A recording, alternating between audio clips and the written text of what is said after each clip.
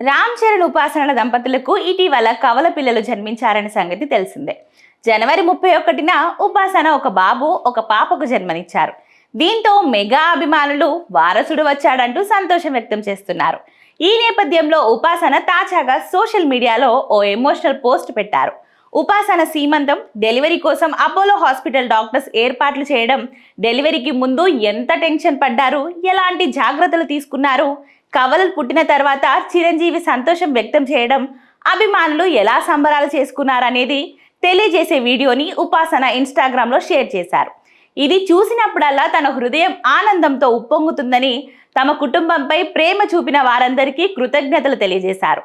Apollo ఆసుపత్రి doctors, Ram Charan అభిమానుల మద్దతు మరవలేనిదని ఆమె పేర్కొన్నారు. నేను ఇది చూసిన ప్రతిసారి నా హృదయం ఆనందంతో నిండిపోతుంది.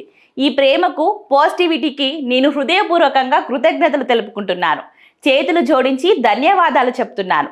మా కుటుంబం నిజంగా అదృష్టవంతులు. అపోలో హాస్పిటల్ బృందానికి, రామ్ చరణ్ ఫ్యాన్స్కి, శ్రేయోభిలాషులకు కృతజ్ఞతలు తెలియజేస్తూ ఉపాసన తన పోస్ట్లో రాసుకొచ్చారు. ఇక రామ్ చరణ్ ఉపాసనలను ముందుగా క్లిన్ కారా అనే పాపకి జన్మనిచ్చారు.